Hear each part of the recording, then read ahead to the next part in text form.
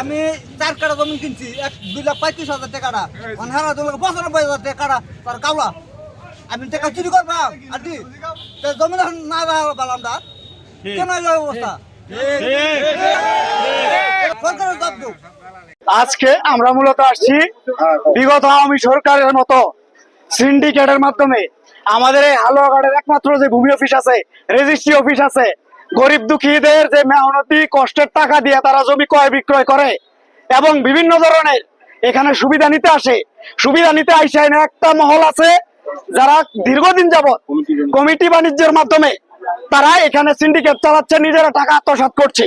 জনগণ বুঝতেই পারে না তার কোন কাঠায় কোন জমিতে কত টাকা তার ফি ধরা হয়েছে। এখানে আসলেই তারা একটা অ্যামাউন্ট ধরে দেয়। এই অ্যামাউন্টের হিসাব এখানে যারা এই আওয়ামী সংগঠন নিয়ে একটা এখানে লোকজন আছে, একটা সিন্ডিকেট আছে, তারা একত্রিত হইয়া আমাদের সালমান উমর রুবেল এমপি সাহেবের কোনো অনুমতি ছাড়া এই সাধারণ জনগণের টাকা চুইসা খাইতেছে। এবং আমরা সালমান উমর রুবেল ভাইয়ের নেতৃত্বে আজকে তার কমান্ডে এখানে আসছি। আসার কারণ হচ্ছে আমরা এই সিন্ডিকেট মুক্ত রেজিস্ট্রি অফিস চাই। বলেছে প্রতিটা জায়গায় জনগণের জবাবদিহিতা থাকতে হবে, সরকারি ফি অনুযায়ী রেজিস্ট্রি অফিস চালানো হবে। আর জারি ধারাবাহিকতায় এই সাব রেজিস্ট্রি অফিসের যেই পর্যন্ত কমিটি বিলুপ্ত না হয়ে জনগণের অধিকার আদায় না হচ্ছে এই পর্যন্ত আমরা এখান থেকে কেউ যাবো না। এবং আমি এবং আমাদের আপামর জনগণ সকলের চাওয়া এই দুর্নীতি মুক্ত, এই আওয়ামী সরকারের দোষর মুক্ত, দালাল মুক্ত এই সাব রেজিস্ট্রি অফিস আমরা যেন সকলে পাই। আর এই আশাবাদ আমি চাই ঊর্ধ্বতন প্রশাসন এবং জনগণের কাছে পৌঁছে যাক, সকলেই জানুক তাদের ন্যায্য অধিকার কি এবং সালমান উমর রুবেল তাদের ন্যায্য অধিকার প্রতিষ্ঠার জন্য কাজ করছে।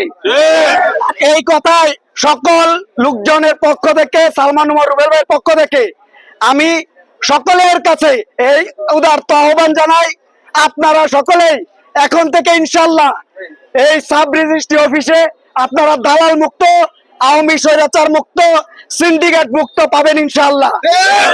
হলো যে আমাদের দলিল যেহেতু বিভিন্ন প্রকার দলিল এবং বিভিন্ন প্রকার দলিলের ফিসও বিভিন্ন রকম হয়, সেজন্য আমাদের অফিসে আপনার অফিসের বাইরে দুটো সিটিজেন চার্টার দেওয়া আছে, তারা সেখানে দেখবে এবং যদি দেখার পরেও তারা না বোঝে তাহলে আমার সাথে এবং আমার অফিসের সহকারী আছে তার সাথে সরাসরি কথা বলেও তারা এই সরকারি ফিস সম্পর্কে জানতে পারে, যাতে তারা হালুয়াঘাট উপজেলাবাসী যাতে প্রতারিত না হয় সেজন্য আমরা সর্বোচ্চ সেবা দেওয়ার চেষ্টা করি।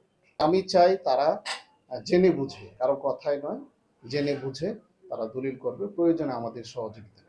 সরকার নির্ধারিত ফি আসলে আমাদের বিভিন্ন ধরনের দলিল হয়, আমাদের প্রায় 65 ধরনের দলিল আছে, কিন্তু সব হয় না। তারপরে দেখা যায় যে 8-10 ধরনের দলিল রেগুলারলি হচ্ছে। তো সেগুলো ফিসের তারতম্য থাকে মৌজা ভেদে, পৌরসভা ভেদে এবং মফস্বলে আলাদা হয়।